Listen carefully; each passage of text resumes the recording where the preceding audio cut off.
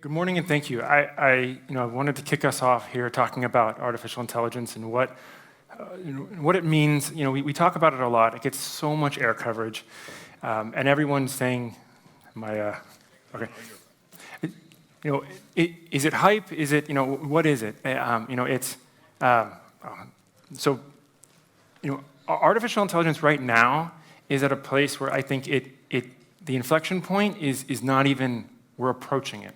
It's going to take off like crazy. And I want to share a little reflection about something that happened to me early on in my career. I was asked by someone, and I think I was just finishing school or just had my first job out of school, and someone asked me a question: what is it like to go into a profession where you have to continue learning, where the learning curve is very, very high, right? And you could imagine this is the time when we were still using computers with dial-up and everything. And I was almost insulted by the question. I felt like I'm here and I am building this future. I'm doing these things. Of course I would know what it is. It's not a constant learning when you're actually the one building it and bringing it to everyone else. And this is actually the way I felt most of my career. Of course I was learning, and of course I was finding out what is new and what that new technology is.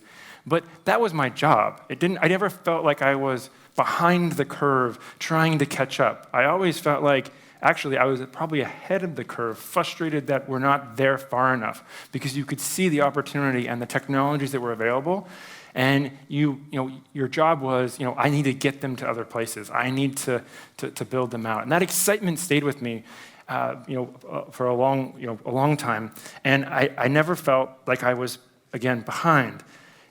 I think artificial intelligence is different. I think it's a change, similar to the change that we saw when the PC was introduced, the internet was introduced, but it's a change that's different. It's bigger than that, I think. And I'm actually someone I've had experience and been using artificial intelligence for a long time now. In school, I was a big fan of solving problems in these novel ways, and I always saw it as, and I always put it off. I dismissed it as, it's just another approach to solving a problem. You can solve search problems. I remember my favorite one was to solve the 8 queens problem, where you try to put 8 queens on a chessboard.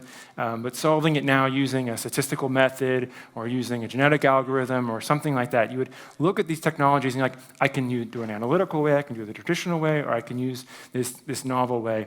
And so I always felt like, yeah, it's just going to be that. It's another tool in the toolbox. But I don't think that's the case. I've, especially recently in talking to more and more people about seeing the way the future will be with artificial intelligence, seeing the way we work, seeing what's going to happen as people build agents, and these agents now become almost like teams of people, almost like when you're getting a team of interns. And how do you manage that? How do you share that? How does that work across, you collaborate across your teams? And where do we and how do we interact? That's going to change, and as it changes, that pace is going to catch up more and more. And I would encourage you, I think there's a lot of companies that are looking at and sort of fell into these two groups. The wait and see group, where it's like, it's super risky because we don't know what's going to happen and we don't know what's going to change, and they're going to wait and see. And the other group that is so focused on what we're going to do with artificial intelligence, what the opportunity is, and they're out there trying things, failing, learning, growing, changing the mindset of the way they work. And then the companies that are sitting back in the wait and see mode, they're going to get left behind. And I do see that we're going to have a divide like we had with the PC, with moving from DOS to Windows, from moving into a world of a connected world away from workstations, and you saw companies dissolve and new companies emerge. And so, as we look at and listen to some of the leaders that we're going to hear today, I'd encourage you to see yourself. I think having the position where I don't know, I have a lot of questions. I think that's actually the right place to be in, and as long as you're exploring those questions.